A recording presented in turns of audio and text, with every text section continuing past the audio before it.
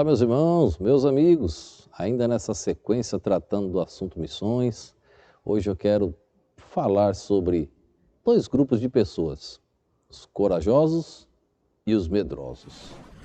Existem muitos medos que eu até concordo, pois eu tenho alguns, mas a fé, ela te leva a um ponto que ela está acima de qualquer medo que possa parar a obra de Deus. Então, fé é isso. E essa passagem que nós vamos ler, essa história bíblica, ela menciona dois grupos de pessoas. E como o grupo dos medrosos atrapalhou a obra de Deus.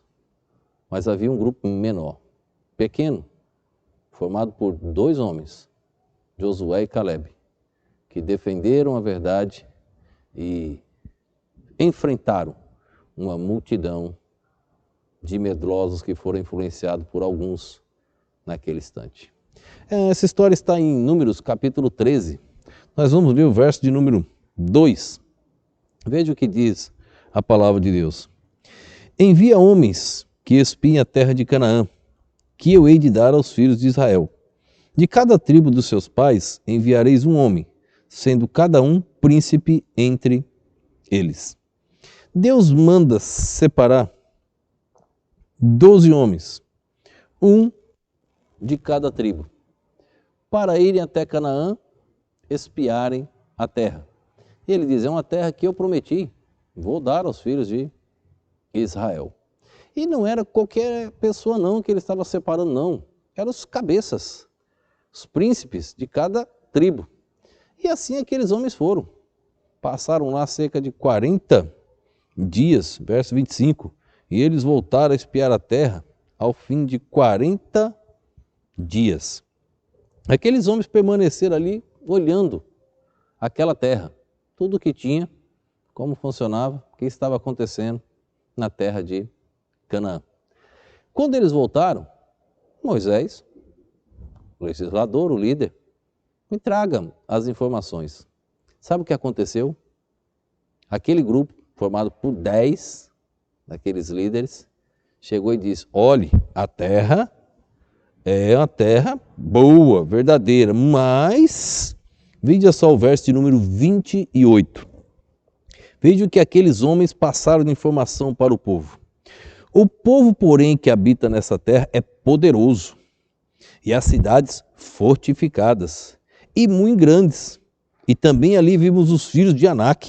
Olha, tem gigantes lá.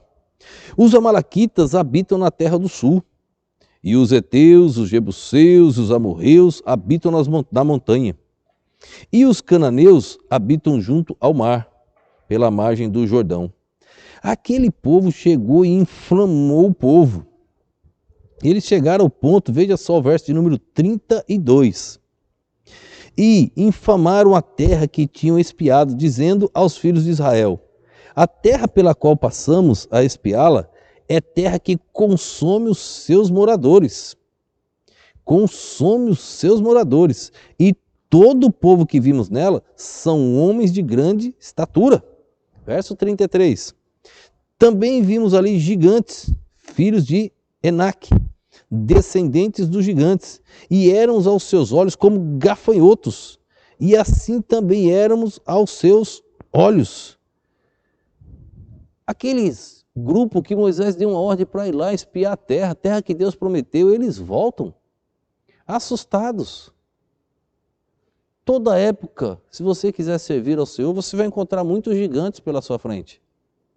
Jesus nunca falou que seria fácil. Não tem esse verso na Bíblia, que é fácil seguir essa trajetória cristã. Tem um verso na Bíblia que a vitória é certa. Agora, com muita luta, com muito suor, sempre foi assim com os apóstolos, com os profetas, muitos morreram. Milhares de milhares morreram servindo ao Senhor. Milhões de milhões.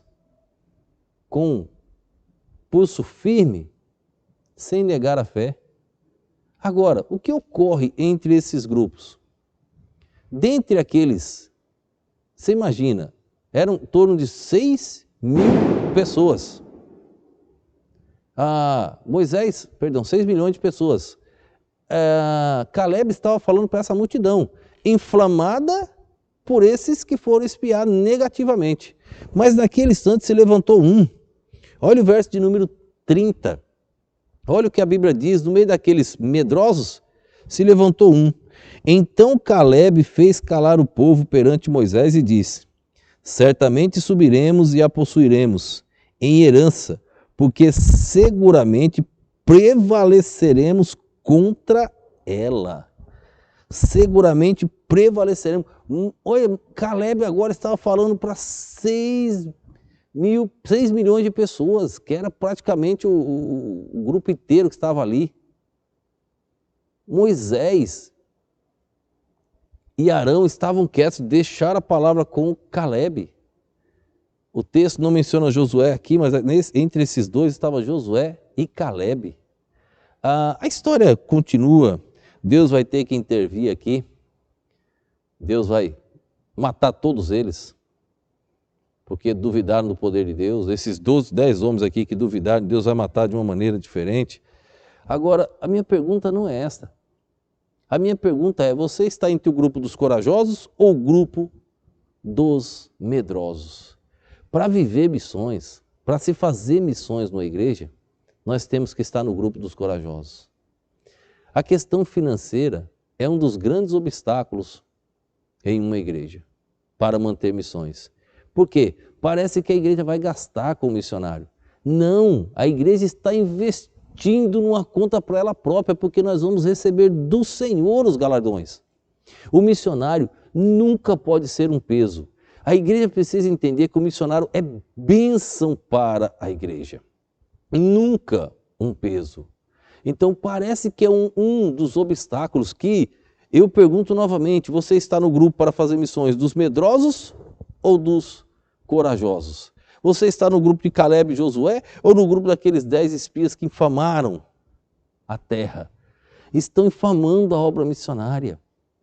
Olhe, um outro obstáculo grande de fazer missões não é só a questão da questão financeira, é também a questão de quando você vai enviar uma pessoa ao campo. Tudo deve ser estudado, preparado na dependência de Deus. Agora, quando a pessoa vai ser enviado, a igreja vai colocar obstáculos naquele instante. A pessoa foi preparada, foi para o seminário, estudou, Deus chamou esses anos preparando, agora vamos enviar. Começam a surgir os obstáculos. Não seja esta pedra de tropeço. Se você estiver no grupo dos corajosos, você sabe que Deus vai honrar tudo e todos. É com Deus. Claro que o sustento missionário sabe que ele está aí na dependência de Deus, é Deus que vai mantê-lo. A igreja tem que estar na retaguarda cumprindo o seu papel, mas o missionário também tem que ter consciência da sua função na linha de frente, cumprir o seu papel na linha de frente para a glória de Deus. O missionário não deve ficar dependendo, ele tem que fazer um trabalho e pular para outro, ele tem que começar outro e pular para outro, ele tem que começar outro e pular para outro. É a função do missionário. Ele tem esta função. Ele não pode ficar parado num lugar dependendo de ofertas. Ele começa a igreja, vai começar a ficar dependendo de oferta daquela igreja, dependendo de oferta daquela igreja, sendo que ele está recebendo ofertas de fora para o seu sustento.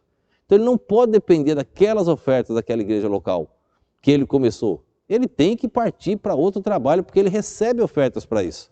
Então é um erro também, missionário. Agora, o missionário também está no grupo dos medrosos ou dos corajosos? Porque eu conheço muitos missionários hoje que a obra está parada, sofrendo, não se começa um novo trabalho porque eles estão parados na dependência de uma igreja que eles começaram, continuam recebendo oferta dali e oferta de fora. Está errado. Não é correto. Isto não é bíblico. Precisamos cumprir aquilo que está na palavra de Deus. Mas um terceiro ponto entre os corajosos e os medrosos. Quando vamos enviar alguém, nós precisamos estar nos grupos dos corajosos aqui na retaguarda.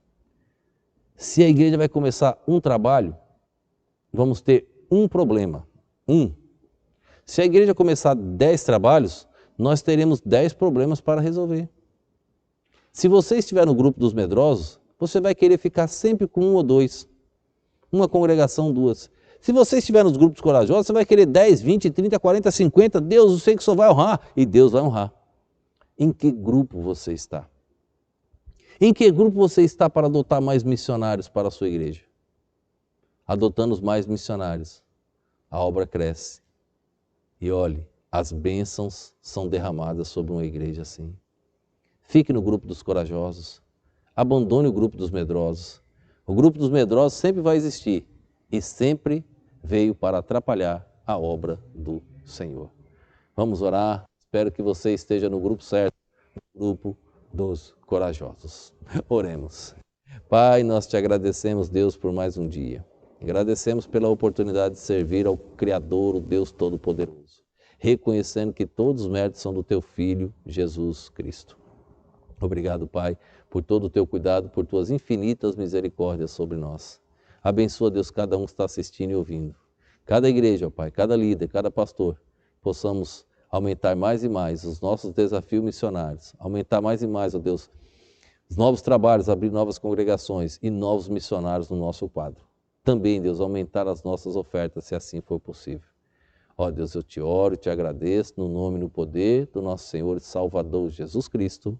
Amém.